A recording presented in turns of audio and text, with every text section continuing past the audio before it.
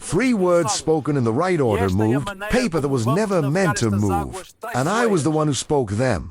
I carried cargo slips between the wharf and the customs shed where papers outranked people, where clerks nodded at phrases before they looked at faces, where a senior clerk corrected a junior by insisting certified upon arrival, not certified at arrival, because the preposition mattered, and I realized that power in that place lived not in locks or keys, but in knowing which words opened which doors.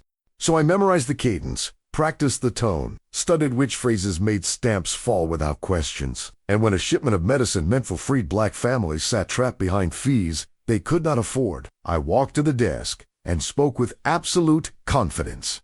Assessed and acknowledged per standard protocol. The clerk's hand moved to the stamp without hesitation. The manifest slid toward me, and the system obeyed its own language spoken by a mouth it never authorized to speak. I walked out at normal speed carrying paper that would change lives, while the room continued its rhythm as if nothing unusual had occurred. This testimony belongs to the Chronicles of KOFI, an archive of truths preserved by those who learn to navigate systems designed to exclude them. If you would stand as witness to how the enslaved learned the master's language and used it to breach barriers thought secure, mark this record for preservation, signal your recognition, and speak your judgment below. Because what they never understood was this: they built their power on ritual and assumption, trained their clerks so thoroughly in pattern that the system responded to performance rather than position. And once I learned to perform authority convincingly enough, the barriers became doors. So I ask, UN power believes it lives in official seals and locked drawers, but actually lives in unguarded language. Who truly decides which voices are authorized to speak it? I carry cargo slips between the wharf and the customs shed before the sun is fully risen. The slips are paper, thin, marked with ink and stamps and signatures. They weigh almost nothing in my hands, but they outrank people. I watch this happen every morning. A clerk will look at the paper before he looks at the man holding it, will nod at the phrases written there before acknowledging the face above them. The white man thinks authority lives in titles and positions. In the code, a man wears the desk where he sits. In my land, this meant authority lived in what was spoken and recognized by the group. I observe how papers outrank people in this place, how the right marks on the right forms open doors that bodies cannot pass through without them. No memory comes yet. Only the rhythm of routine, the pattern of movement and permission. I learn where voices are trusted, which clerks nod without reading fully, which desks processed faster, which hours bring the most confusion and the least attention. My hand finds the bronze weight in my pocket. It is still there, warm, familiar. A piece of home carried through every transaction. I wait beside the counting desk while a clerk processes a shipment manifest. He is young, perhaps 20. His coat is clean but not expensive. His hands move with practiced efficiency. I observe stamps land without questions. The rhythm is almost mechanical.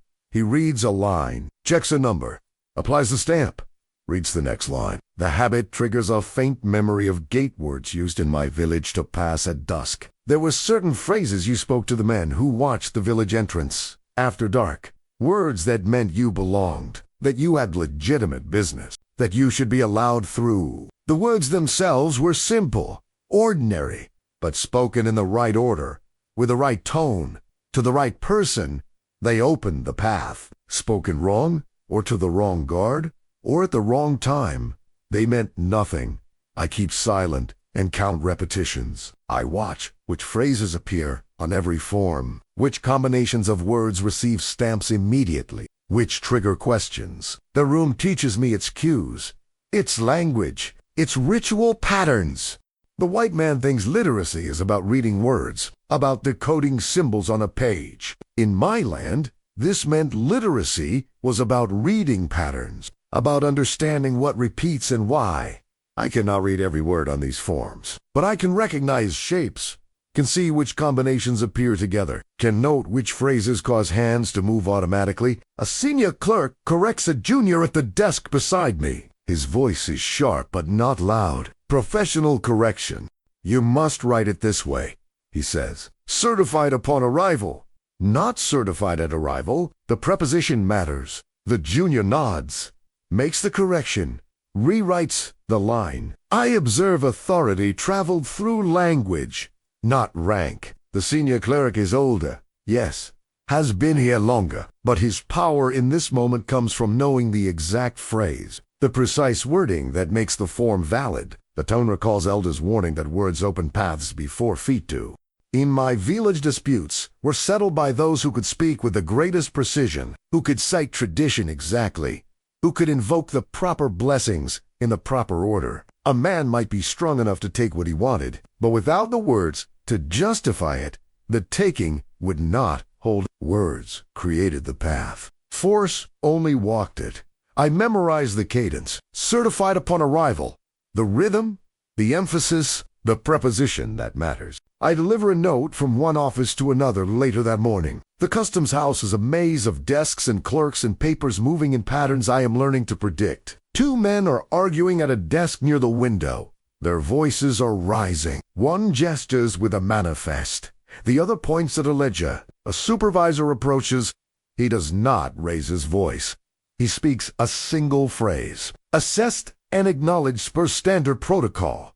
I observe how conversation stops when the phrase appears. Both men pause. Look at the supervisor.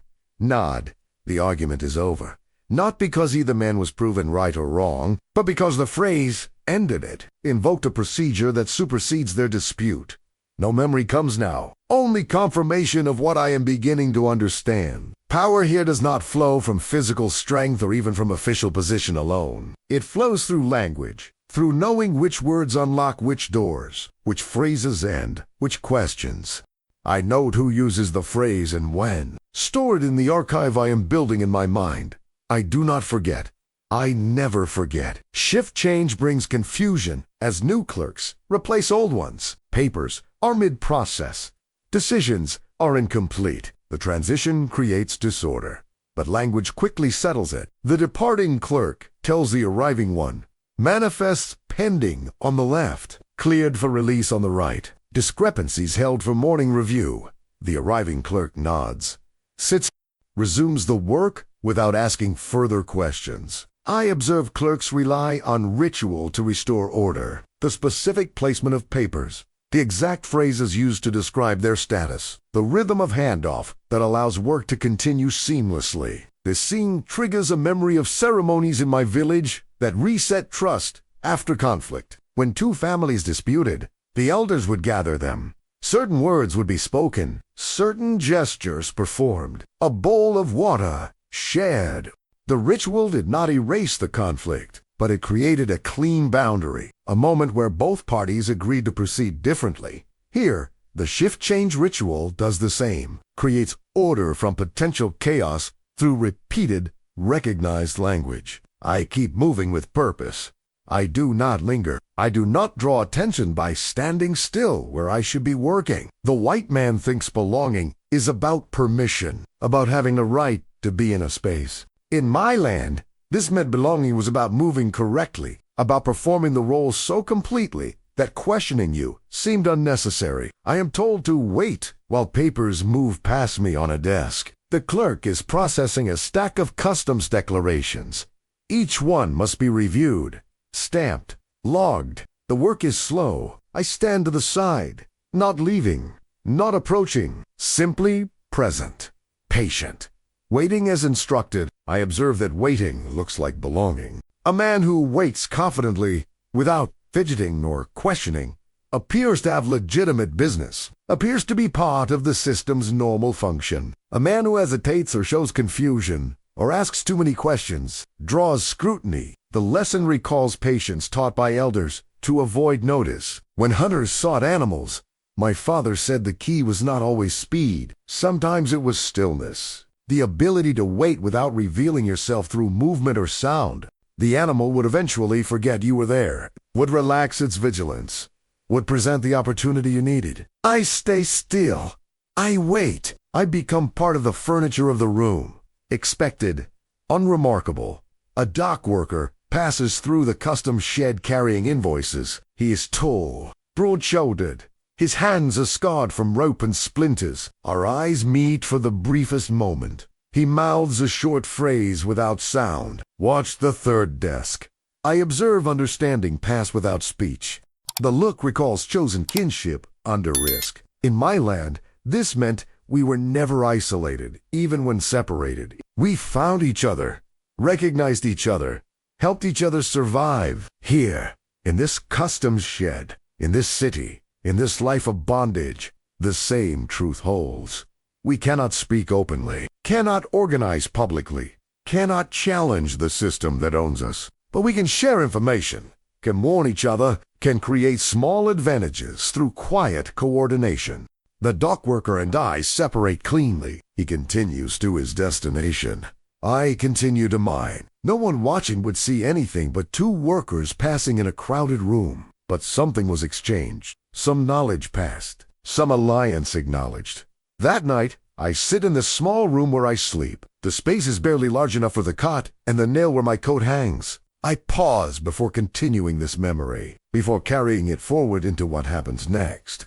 I acknowledge the danger of speaking what unlocks rooms. What I am learning is valuable, potentially powerful, and therefore dangerous. The white man guards his systems with locks and keys and armed men, but he also guards them with language, with phrases that separate the authorized from the unauthorized. If I learn those phrases, if I can speak them convincingly, I gain access I am not meant to have. But if I am caught using them, if someone realizes I have crossed a boundary, the consequences will be severe. Knowledge without position is always dangerous.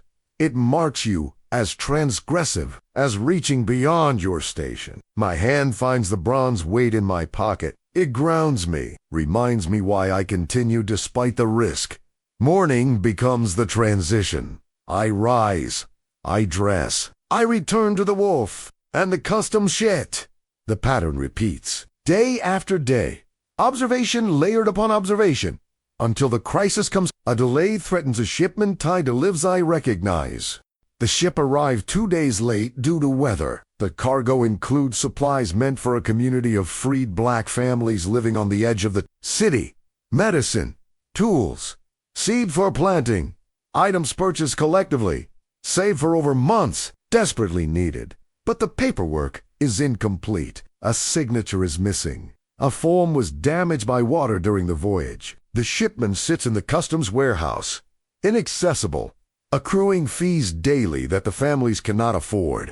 I observe urgency, sharpen routine. The families send to representatives, plead with clerks, try to explain the importance, the need. But the clerks shake their heads, point to regulations, cite procedures that cannot be bypassed. The pressure triggers a clear memory of elders' teaching that speech is leverage. In my village, when the harvest failed and food was scarce, survival depended on negotiation, on knowing how to speak to neighboring villages, how to invoke old alliances, how to ask for aid without appearing desperate. Words could move resources when force could not, could open stores that locks protected. My father taught me, learn the language of those who control what you need, not to become them, but to navigate their systems. I steady my voice, calm my racing heart, prepared to test what I have learned. I approach the threshold of the processing area, the space where clerks sit at desks, reviewing manifests, where I am normally not allowed without specific instruction. I test a harmless phrase at the threshold, one I have heard 100 times, one that carries no particular weight but sounds official, pending review for morning clearance. I speak it clearly, confidently, as if I have every right to be saying it. A clerk waves me through without looking up. I observe a door open through sound alone. The result echoes lessons about barriers, opened by knowing the right words.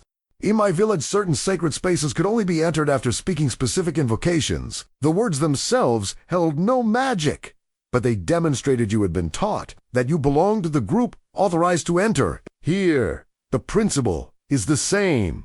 The phrase demonstrates I am part of the system, that I understand its language, that I belong in this space. I retreat before suspicion forms. I do not linger Do not push further. I simply note the success and withdraw.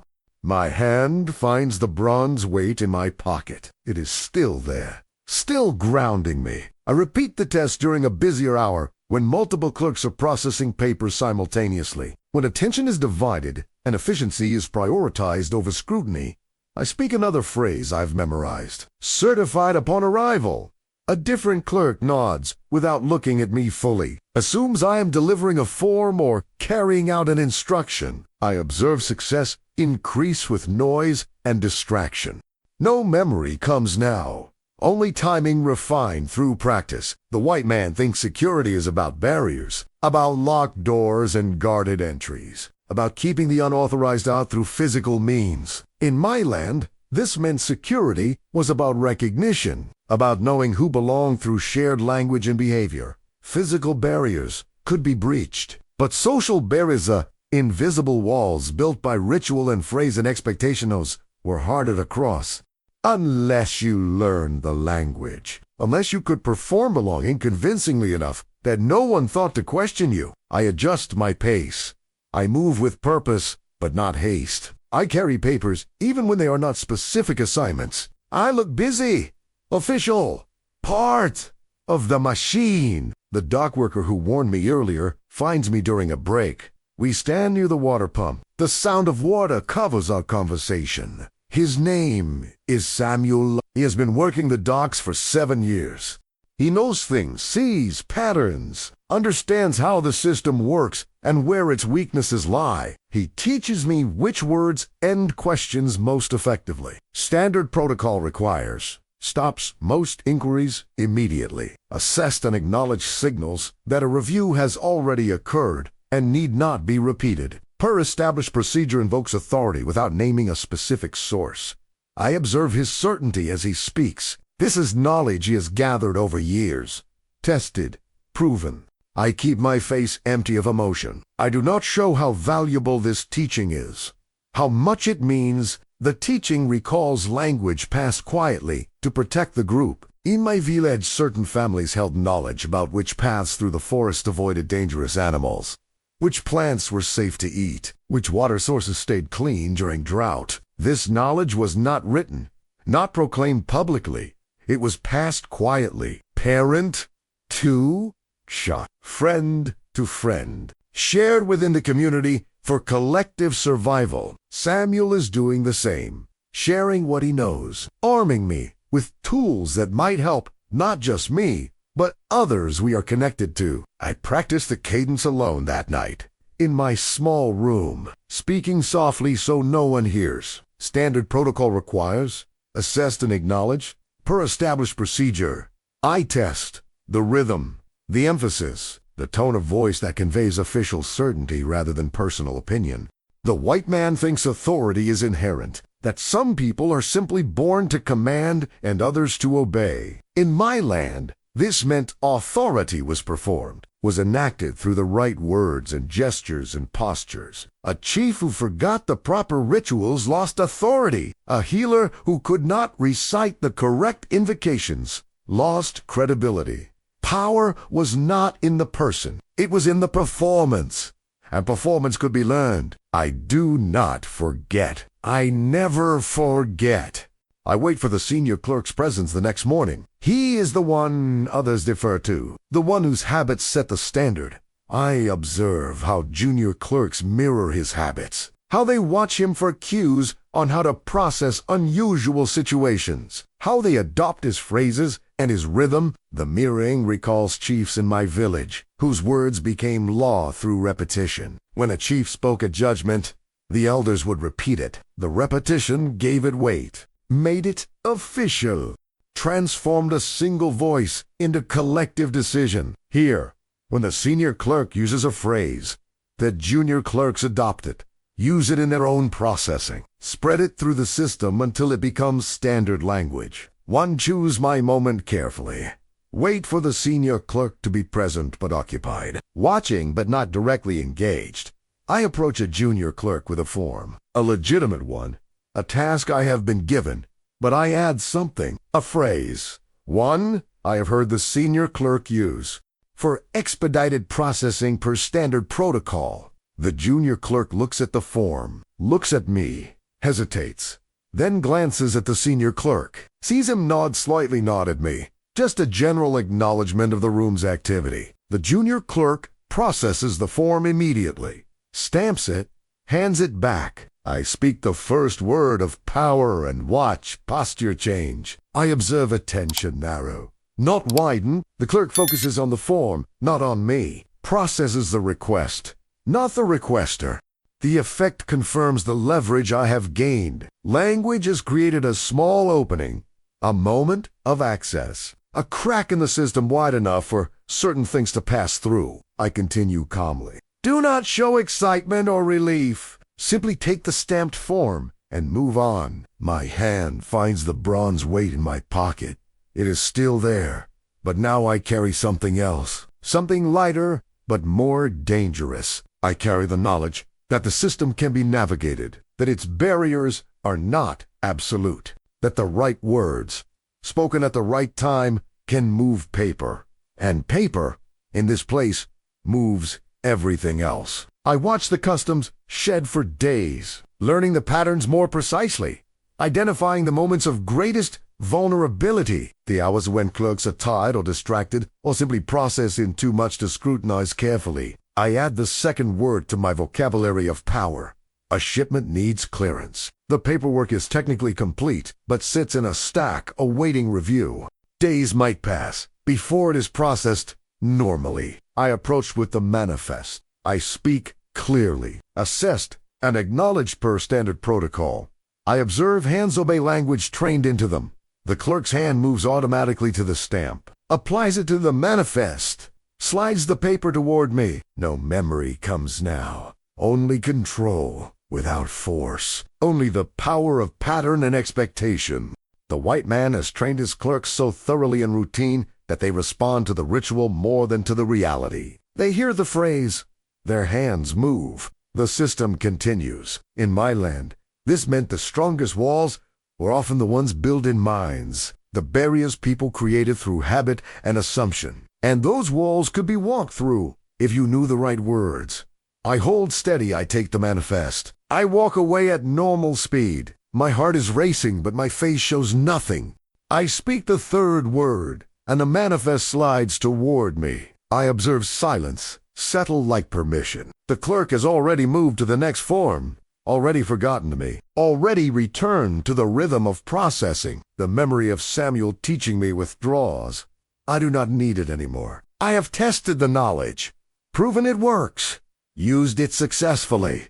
The paper moves. The shipment can be released. Lives can be changed. And I did it with 3 words spoken in the right order at the right time to the right person. Assist and acknowledge per standard protocol. That is when I know the power I hold. That is when I understand what I have learned to do. I have not broken locks, have not forced doors, have not used violence or threats. I have simply learned to speak the language of the system fluently enough that the system obeys me. The white man thinks power requires position, requires official authority, requires the right to command. In my land, this meant power required only recognition, required performing authority convincingly enough that others treated it as real. I am still enslaved, still owned, still subject to sale and violence and every degradation this system inflicts. But I have learned something they never intended me to learn. I have learned that their power is not absolute,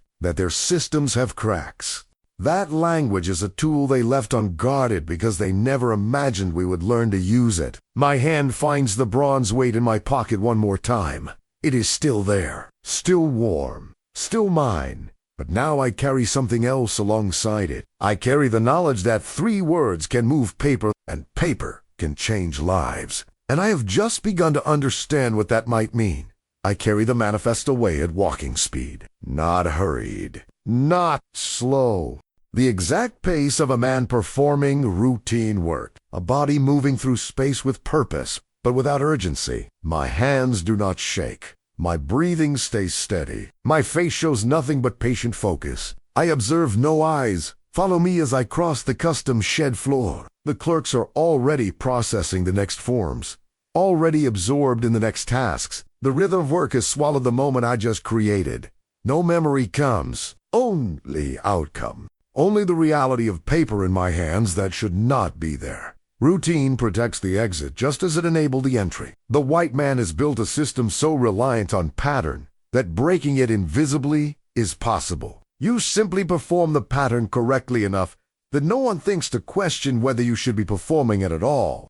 In my land, this meant the best hunters were not the ones who fought their prey, but the ones who moved through the forest so naturally that animals never saw them as threats. I passed through the door, into the sunlight, toward the dock where the shipment waits.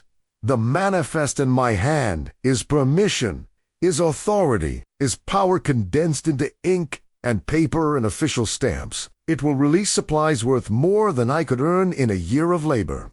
Will deliver medicine and tools and seed to families who desperately need them. And it costs nothing but 3 words spoken at the right moment. I pass the dock edge where lists decide fates. Samuel is working nearby, coiling rope. He glances at me, sees the manifest. His eyes widen slightly. Then he looks away. We do not speak. We do not acknowledge what just happened. We simply continue our separate tasks.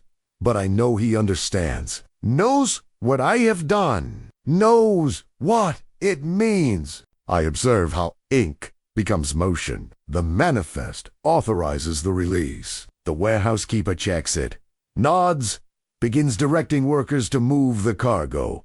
Crates are lifted, loaded onto carts, prepared for transport to the families waiting. The scene recalls elders saying, words move people farther than feet can carry them. In my village, a single pronouncement from the chief could send men to hunt, to build, to harvest. The words themselves created the motion. Here, the manifest authorized by 3 words I spoke creates the same cascade, sets bodies in motion, changes outcomes. I do not look back as I return to my regular duties. I do not watch the shipment leave. I simply resume the pattern of work that keeps me invisible.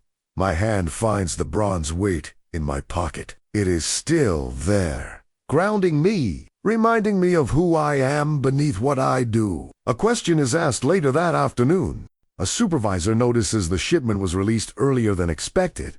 Asks, which clerk authorized it? I observe my ally, Samuel, divert the question with another phrase. Processed per morning review. GCs calmly. Standard clearance protocol.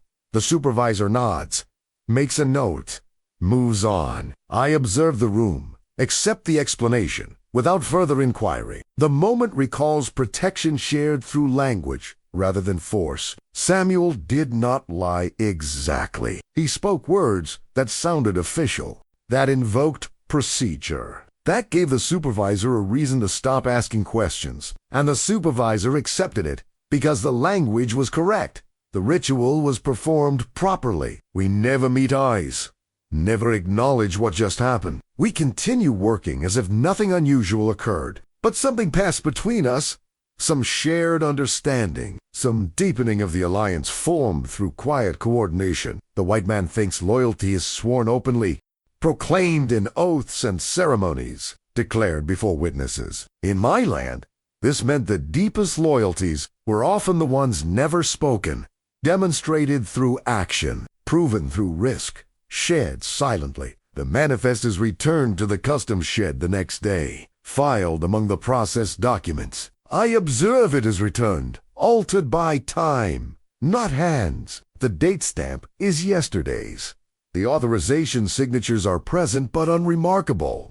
The form has been absorbed into the normal flow of bureaucracy. No one can prove anything irregular happened. The paper trail is complete. The procedure was followed or appears to have been followed, which is the same thing. I observe authority blame, delay, not breach. The supervisor who questioned the early release concludes the shipment must have been approved the previous day, that some administrative lag caused confusion about timing. He does not investigate further, does not question the clerks more closely, simply accepts the explanation that aligns with his understanding of how the system works.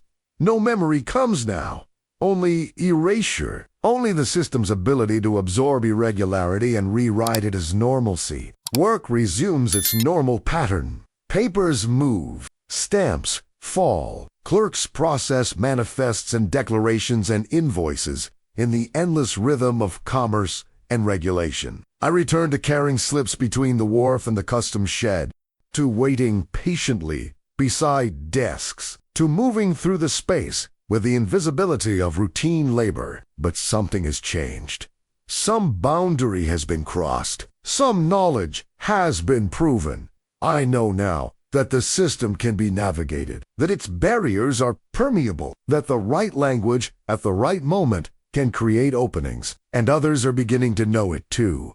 Rumors form without a center over the following weeks. Whispers among the dock workers, among the enslaved men and women who move cargo and clean offices and perform the labor that keeps the port functioning. Stories of shipments released early, AVVs waived, of paperwork processed faster than expected. Nothing dramatic, nothing that would draw official attention. Just small victories, minor adjustments in the normal flow of commerce. I observe certainty defend itself by dismissing doubt. When a clerk notices something unusual, he assumes he missed.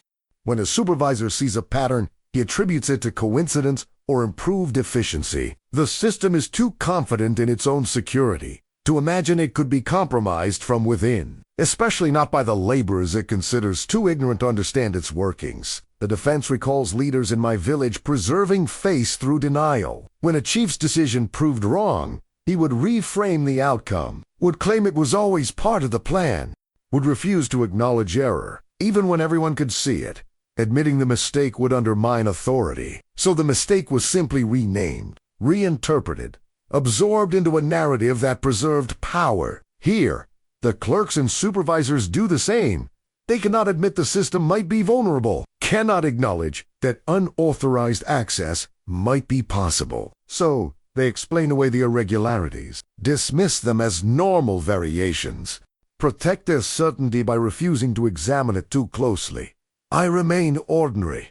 I do not stand out. I do not draw attention through excellence or through failure. I simply continue my work, day after day, patient, observant, invisible.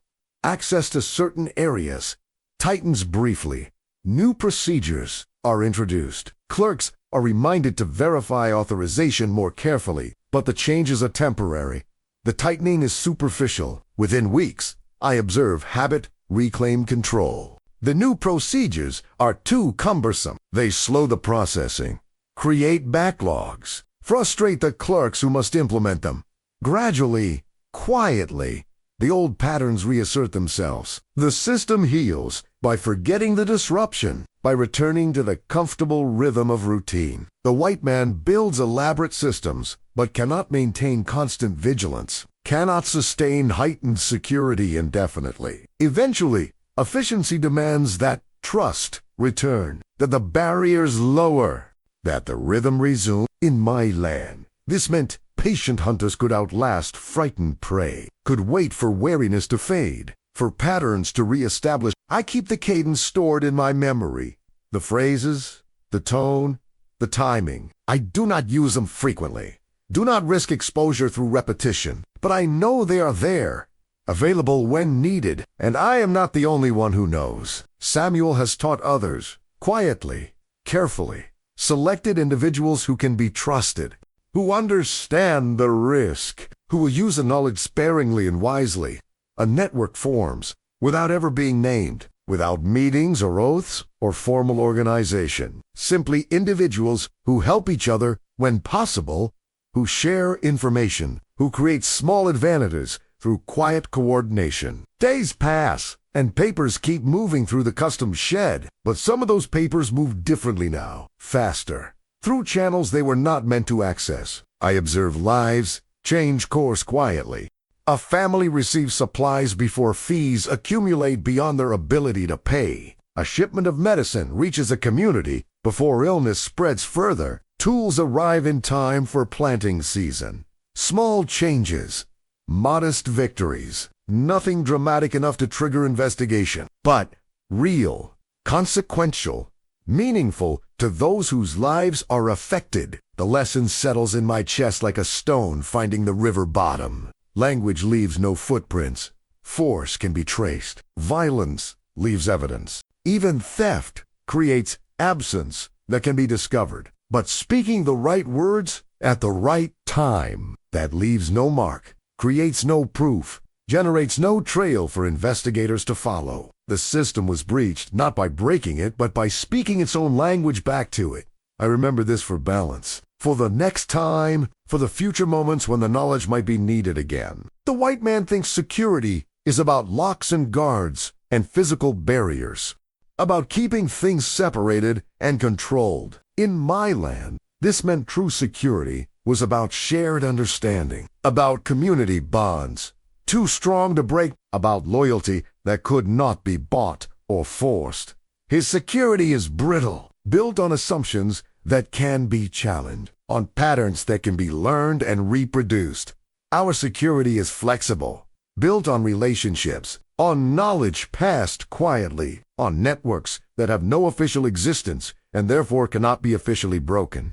I pause at my work one morning several months after the first manifest moved. The customs shed is busy, papers flowing, clerks processing, the normal rhythm of commerce continuing as it always does. I stand with a stack of cargo slips in my hands, waiting my turn at a desk, just another laborer performing routine work. But I pause before ending this account, before sealing this memory, before adding it to the archive I carry. I acknowledge what happened here, what I learned, what it means. They believed power lived in locks and ink and official seals, in the physical control of documents and the legal authority to process them. But I discovered power lived somewhere else entirely. It lived in 3 words. They trained themselves never to question, assessed and acknowledged per standard protocol. Simple words, bureaucratic language, the kind of phrase that appears on 1,000 forms every day, but spoken at the right moment, in the right tone, to the right person. Those words became keys. They unlocked doors, moved paper, changed outcomes, and I spoke them once carefully, deliberately, with full understanding of the risk, and the paper obeyed. Not because I had authority, not because I had position, not because I had any legal right to speak those words, but because the system was built on pattern and assumption, on the expectation that certain phrases meant certain things, on the belief that language this official could only come from authorized mouths. They never imagined we would learn their language, never thought we could master the cadence and rhythm and ritual of bureaucratic speech. They left it unguarded because they assumed our ignorance, assumed we lacked the capacity to understand their systems, and that assumption became their vulnerability. In my villas, my father taught me that every wall has a weak point. Every defense has a gap. You simply have to be patient enough to observe, careful enough to learn, brave enough to test. The white man's wall was built of language. His defense was pattern. His gap was assumption. And I found it, studied it, used it, not for wealth, not for escape, not for personal gain, but to move paper that would help people I would never meet, to release supplies that would reach families I would never know, to create small victories in a system designed to crush us. The manifest moved, the shipment was released, lives were changed, and the system never knew, never saw, never understood what happened. Because I spoke its language better than it expected, because I performed the ritual correctly, because I understood that power here was not about force, but about recognition. My hand finds the bronze weight in my pocket one final time.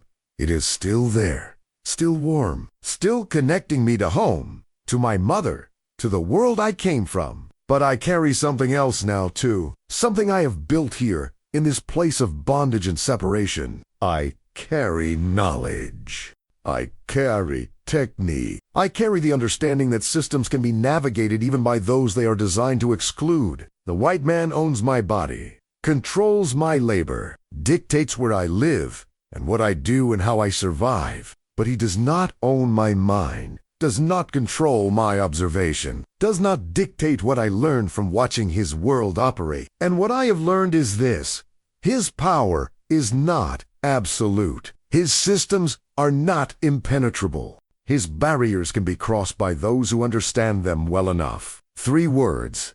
That is all it took. 3 words spoken with confidence at the right moment, assessed and acknowledged per standard protocol. And the paper moved, and the system obeyed, and something changed. Not everything, not enough. The fundamental injustice remains. The bondage continues. The brutality persists. But in that moment, in that customs shed, with that manifest in my hands, I proved something. I proved that knowledge is power even when separated from position. That observation creates opportunity. That patience and precision can achieve what force cannot. I've proved that we are not what they think we are. Not ignorant. Not incapable. Not limited to the roles they have assigned us. We are watchers, learners, navigators, survivors, and we will use every tool we can find have in their own language too. Create the small victories that sustain us, that help each other, that prove we are still human in a system designed to deny our humanity. The bronze weight sits warm in my pocket, my mother's gift, my connection to home. I touch it and remember her last words to me, spoken so long ago, in a world so far from this customs shed, and this city, and this life. You are more than what they see. You are more than what they make you. I am Kofi. I am a carrier of cargo slips and a speaker of official phrases. I am a laborer and a learner and a navigator of systems. I am enslaved, but I am not defeated. I am owned, but I am not ignorant. I am constrained, but I am not without power, because I learned their language. I studied their patterns. I found their weak points, and I used them. Once, carefully, successfully. The paper moved. Lives changed. The system continued. And no one ever knew. That is the truth I carry. That is the knowledge I preserve. 3 words that opened a door. Is the testimony 3 words offer. Moved paper. 3 words changed outcomes. And those 3 words are still there. Still available. Still waiting to be spoken again when the moment is right. The white man thinks he has locked everything away, sealed everything behind procedures and protocols and official language. But he left the language itself unguarded, and we learned it and we used it and we will remember. We will teach it quietly to others who can be trusted. We will preserve the knowledge for the moments when it might matter, because this is how we survive, not by fighting the system openly, not by challenging it directly, but by learning it, understanding it, finding its cracks, and moving through those cracks when we need to. The customs shed waits. The work waits. The day continues. And I walk toward it, not free, not powerful, not protected by any law or right, but carrying knowledge they never meant me to have. Speaking language they never imagined I could master. Moving through their world with understanding they never suspected I possessed. I am Kofi. I move paper with 3 words, and I will never forget how to speak them. The system believed its power was absolute, that its barriers could not be crossed, that its language belonged only to the authorized Zidu as wrong. And that wrongness, that gap between what they believed and what was true, that is where we live, where we work, where we find the small victories that keep us whole. I do not forget. I never forget. The bronze weight is still in my pocket. The words are still in my mouth. The knowledge is still in my mind. And the next time paper needs to move, the next time lives need changing, I will be ready. Because I know the 3 words that unlock doors. And doors, once unlocked, never fully close again.